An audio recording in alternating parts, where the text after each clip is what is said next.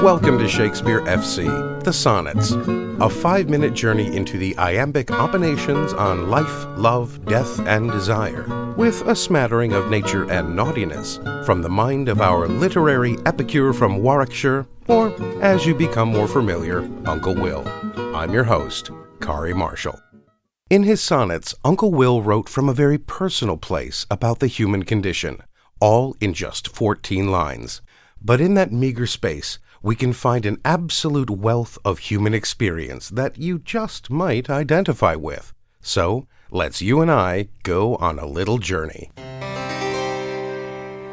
Today, Uncle Will has a little conversation with Father Time, or Kronos, if we look back to the Greeks, or Saturn, if you are more of the Roman persuasion.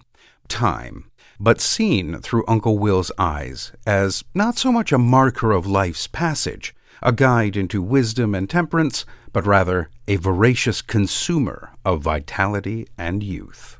In the first quatrain of Sonnet 19, Uncle Will lets Father Time know exactly what he thinks of him, that he blunts the sharp line's claws, returns all born to be consumed by Mother Earth after death, plucks out the fangs from the fiercest of tigers, and, to refer to the Greek father of time, the Titan Kronos, destroys the fabled Grecian phoenix in her own fire.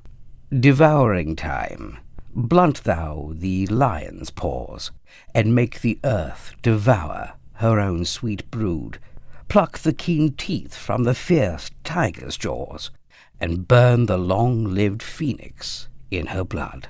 In the second quatrain, Uncle Will tells Father Time to carry on, bringing in and out the seasons, and says that he can do what he wishes to the whole wide world, everything, except for one thing, an action that would be so awful as to be truly criminal in William's eyes, so terrible that he forbids Father Time to commit it.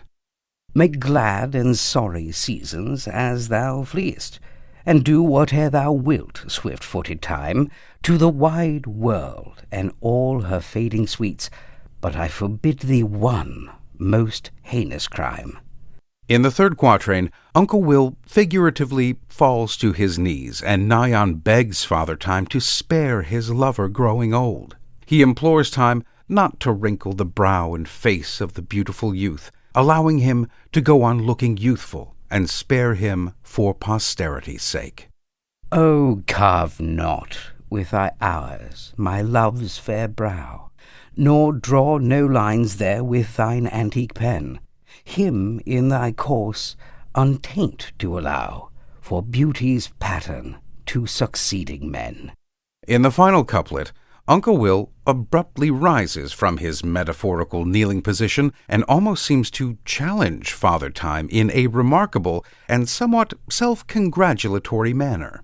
He seems to throw down the gauntlet, telling Time to go on, do your worst, old man, because it doesn't matter. Because despite you aging, my lover, he shall live on forever young in my poetry. Yet do thy worst, old Time, despite thy wrong. My love shall in my verse ever live young. I'm not sure entirely what has come over William. We know that he is rather fond of the fair youth from his earlier missives imploring the young man, much like Don Pedro to Benedict in Much Ado About Nothing, to get thee a wife, only in this case to pass on his beauty onto the next generation. But the audacity to challenge the very gods of time itself? Given the time, pun very much intended, and place in superstitious human history, a very, very bold move indeed. But I suppose only time will tell if William was right, and come to think of it, it did. I mean, we do refer to the youth as the fair youth, after all, don't we?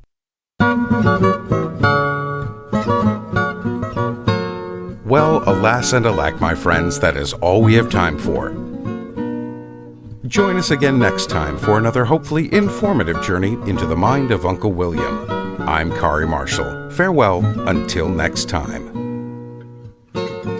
Shakespeare FC is a production of WGTE Public Media.